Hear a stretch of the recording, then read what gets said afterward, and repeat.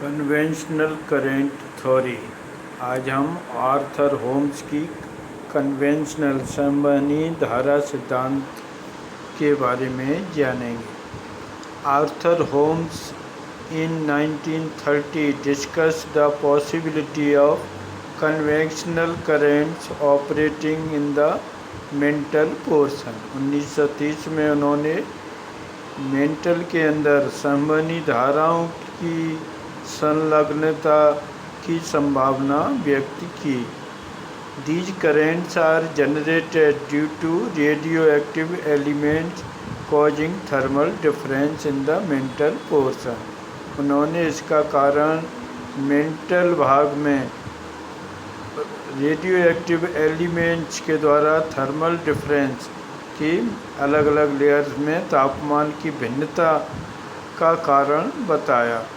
Holmes argued that there exist a system of such current in the entire mantle portion. उन्होंने पूरे mantle portion में mantle layer में इस तरह की करंट धाराओं की उपस्थिति का बारे में बताया।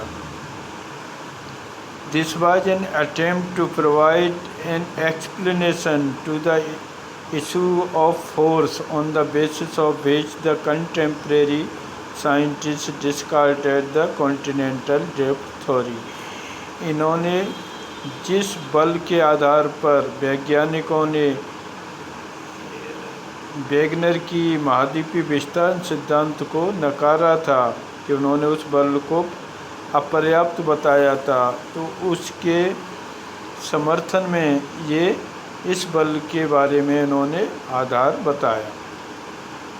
हिंदी में संबंध धारा सिद्धांत 1930 के दशक में आर्थर होम ने मेंटल भाग में संवहन धाराओं के प्रभाव की संभावना व्यक्त की।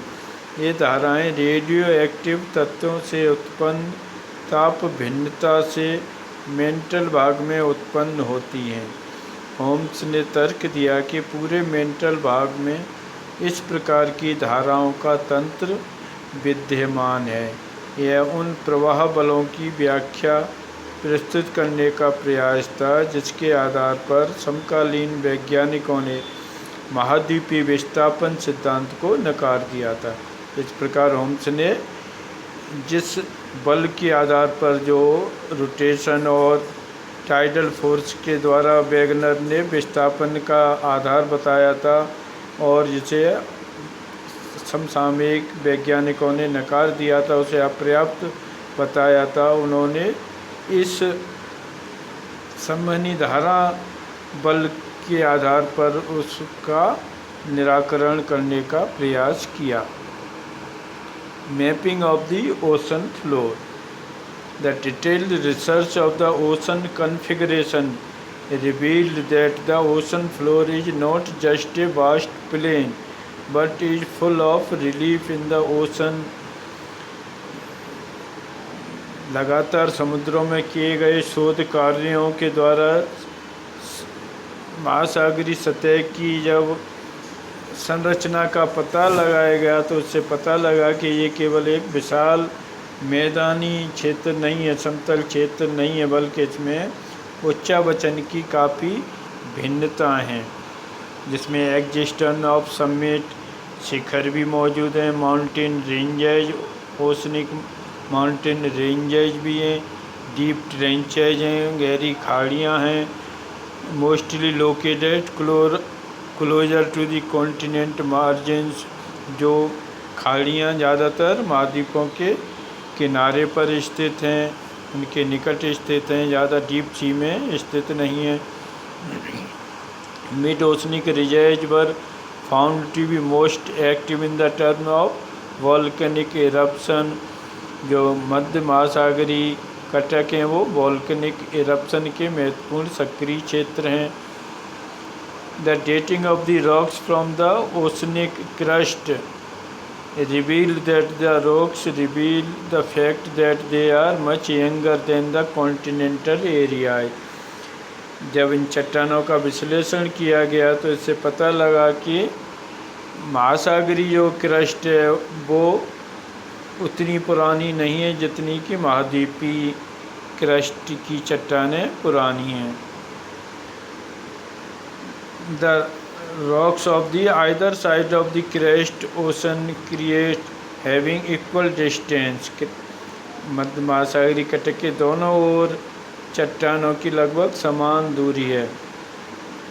And found remarkable similarity both in the terms of their constituent and their age. और इन दोनों तरफ की चट्टानों में काफ़ी समानता है उनकी एज के आधार पर और रासायनिक संगठन के आधार पर।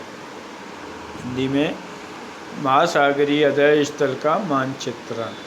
महासागरों की बनावट एवं आकार पर विस्तृत शोध यह स्पष्ट करते हैं कि महासागरों का अध्ययन एक विस्तृत मैदान नहीं है, वरन उनमें भी उच्चावच पाया जाता है। महासागरीय स्थिति में जलमग्न पर्वतीय कटकें, कई खाइयाँ हैं जो प्रायः महाद्वीपों के किनारों पर स्थित हैं। मध्य महासागरीय कटक हैं जो ज्वालामुखी उद्गार के रूप में सबसे अधिक सक्रिय क्षेत्र हैं। महासागरीय परपटी की चट्टानों के काल निर्धारण से यह स्पष्ट कर दिया है कि महासागरीय नितल की चट्टानें महाद्वीपीय भागों में पाई जाने वाली चट्टानों की अपेक्षा नवीन है। जो ओशनल फ्लोर की जो चट्टान है वो नई है और कॉन्टिनेंटल जो क्रस्ट है उसकी चट्टानें कंपैरेटिवली ज़्यादा पुरानी हैं। The ocean floor configuration. The ocean floor may be segmented into 3 major divisions based on the depth as well as the form of relief.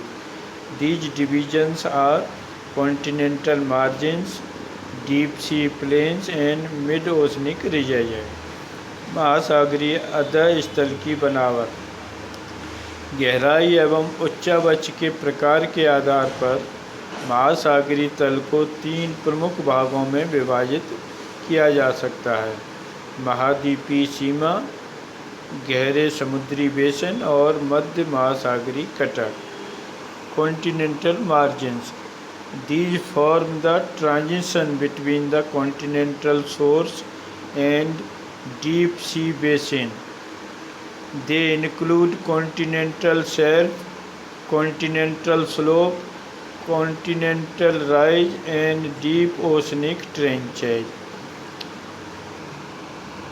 महाद्वीपीय सीमा ये महाद्वीपीय किनारे और गहरे समुद्री बेसन के बीच के भाग हैं। इसमें सागरीय मग्न तट, महासागरीय ढाल, महासागरीय उभार तथा गहरी महासागरीय खाइयाँ शामिल हैं। महासागरों एवं महाद्वीपों के वितरण को समझने के लिए गहरी महासागरीय खाइयों के क्षेत्र विशेष महत्वपूर्ण एवं रोचक हैं। Abyssal plain these are extensive plains that lies between the continental margins and mid oceanic ridges. The plains are the areas where the continental sediment that move beyond the margins get deposited. वितली मैदान यह विस्तृत मैदान महाद्वीपीय तटों, मध्य महासागरीय कटकों के बीच पाई जाती हैं। वितलीय मैदान वह क्षेत्र हैं जहां महाद्वीपों से बहाकर लाए गए अवसाद इन तटों से दूर निक्षेपित होते हैं। Mid oceanic ridge. This mountainous ridge interconnected chain of mountain systems with the ocean in it is the longest mountain chain on the surface of the earth. The summit and under ocean water.